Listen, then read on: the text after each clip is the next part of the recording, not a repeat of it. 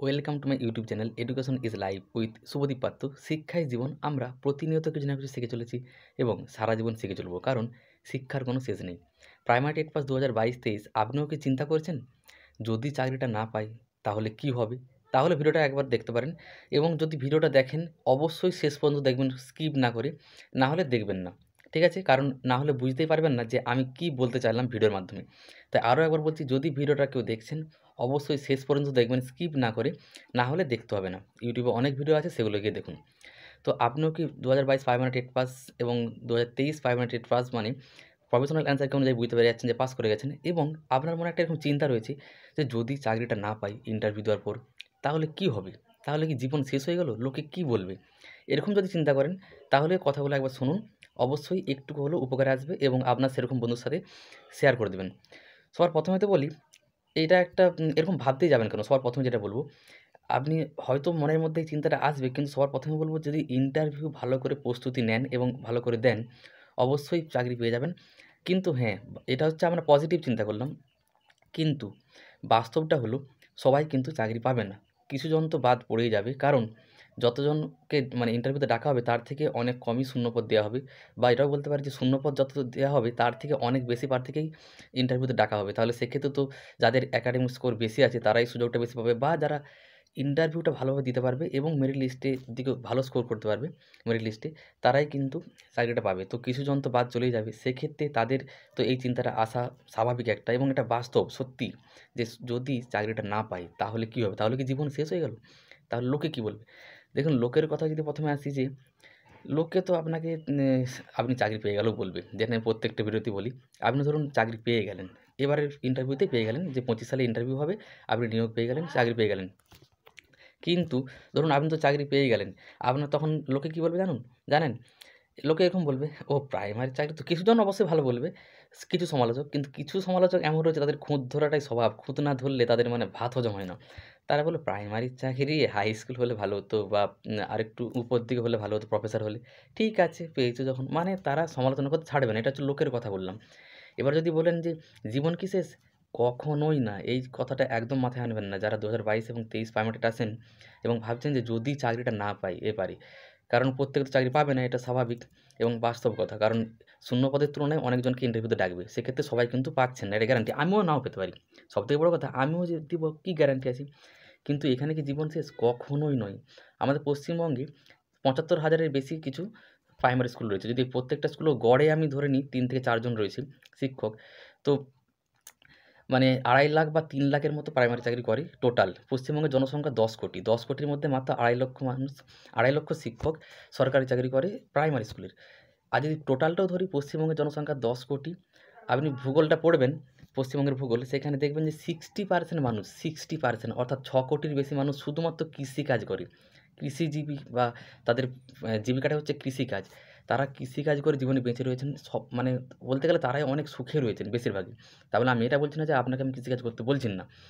আমি শুধু এটুকুই বলতে চাইছি যে যদি আপনি চাকরিটা কোনো কারণে না পান, সেটা আপনার একাডেমিক স্কোর কম থাকার কারণে হোক, ইন্টারভিউ খারাপ হওয়ার কারণে হোক, বা কারণটা যাই হোক, শারীরিক অসুস্থতার কারণে হোক, যে কোনো কারণে হোক, কখনোই এটা ভাববেন না, বা এটা কখনোই নয় যে আপনি চাকরিটা পেলেন না বলে আপনার জীবন শেষ। আপনি জীবনে উন্নতি করতে পারবেন না। অন্য লোক যেভাবে করছে, বা যারা চাকরিটা পেয়ে যাবে তারা যেভাবে সুখে থাকতে পারবে, আপনি পারবেন না।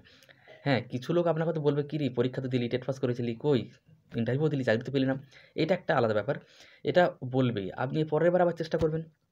আপনি তো একবার টেট পাস করে গেছেন মানে যতবার ইন্টারভিউ হবে ততবার দিতে পারবেন। আপনার বয়স যতক্ষণ থাকবে, ৪০ বছর বয়স পর্যন্ত। সেক্ষেত্রে আপনি চেষ্টা করে যাবেন। এসসি, এসটি, ওবিসি হলে, এসসি, এসটি হলে ৪৫ বছর। আপনি চেষ্টা করবেন তার মধ্যে আপনি অন্য কিছু কাজ করুন, অন্য কিছু করে রোজগার করতে পারবেন। আমি এটা শুধুমাত্র বলছি যখন কিনা আপনি যদি না পান, যদি না পান। এবার যদির প্রশ্নটা আসবে না যদি আপনি ভালোভাবে প্রস্তুতি নেন, ইন্টারভিউ প্রস্তুতি, লোকের কথায় এখন কান্না দিয়ে, ঠিক আছে? মানে নানান রকম নেগেটিভ চিন্তা না করে এমনভাবে প্রস্তুতিটা নেন যাতে ইন্টারভিউতে ১০ এর মধ্যে ১০ পাওয়ার চেষ্টা করতে হবে। যদি নাও পান ৯, ৮, ৭ তো পেতেই হবে। আপনার একাডেমিক যাই থাকুক। তাহলে আপনার একটা সুযোগ ভালো থাকবে। তো ২ টা বিষয় বললাম যে যদি না পান কোনো কারণে, প্রত্যেকের ক্ষেত্রে সেটা ঘটতে পারে। আমার ক্ষেত্রেও, আপনার ক্ষেত্রেও। সেক্ষেত্রে কখনোই জীবন শেষ নয়। বললাম 60% মানুষ কৃষিকাজ করে পশ্চিমবঙ্গে ১০ কোটির মধ্যে। চাকরির কথা যদি বলি, মাত্র 5% মানুষ, এটা মনে হয় আমি বেশি বলে দিলাম, আরও কম হতে পারে। 5% মানুষই সরকারি চাকরি করে পশ্চিমবঙ্গের মধ্যে। ১০ কোটি মানুষের 5% করলে হয় 50 লাখের মতো। আমি তাও বেশি বলে দিলাম। তাহলে বাকি যারা রয়েছে মানুষ তারা কি কেউ সুখে নেই? তাদের কি জীবনে উন্নতি হয়নি? তারা কি কিছু করতে পারছে না জীবনে? তাই এই কথাটা কেউ ভাববেন না। যদি কোনো কারণে কারো মানে চাকরিটা না হয় এবারের নিয়োগে হয়তো এবারে যেটা হবে 25 তো কখনোই কেউ হতাশ হবেন না, নিরাশ হবেন না। আপনারা অন্য চাকরির প্রিপারেশন নিতে পারেন, অন্য কিছু কাজ করতে পারেন। এবার এই কথাগুলো যারা শুনছেন অনেকেই বলতে পারেন, "এগুলো তো আমরা জানি অবশ্যই।" হ্যাঁ, আমি কখনোই বলেছি ভিডিওতে আপনারা জানেন না। অবশ্যই জানেন, অনেকেই জানেন। কিন্তু তাও হয়তো কিছু মানুষ নিরাশা বা হতাশার মধ্যে থাকতে পারে। তার জন্যই ভিডিওটা আমি করলাম তাদের জন্য। এবং আপনারা এই কথাটা আরও একবার মাথায় রাখবেন যে যদি কোনো কারণে আপনার হয়তো হলো না সিলেকশন এইবারে, তো কেউ হতাশ হবেন না, নিরাশ হবেন না। এই কথাটা কখনো ভাববেন না যে এইবারে আমি এই চাকরিটা পেলাম না বলে আমার জীবন মনে হয় শেষ হয়ে গেল।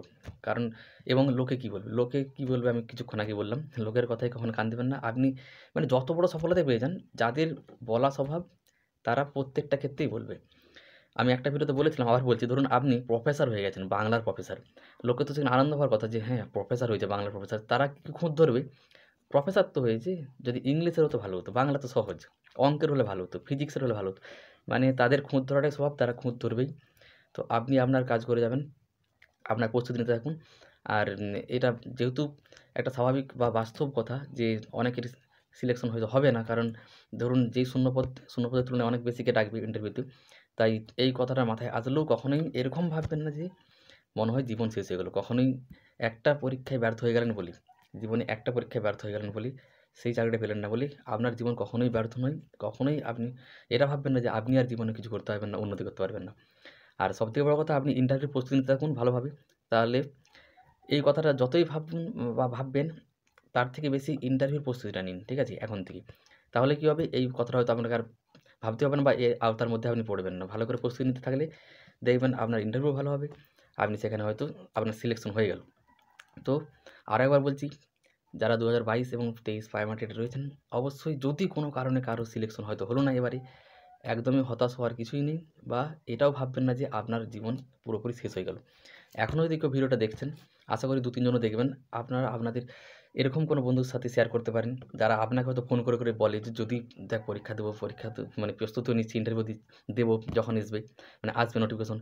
যদি না হয় কী হবে? লোকে কী বলবে?" এরকম বন্ধু আপনার থাকতে পারে কিছু। তো তাদেরকে এই ভিডিওটা অবশ্যই শেয়ার করবেন। এরকম কোনো আপনাদের শিক্ষামূলক গ্রুপ থাকলে সেখানেও শেয়ার করতে পারেন।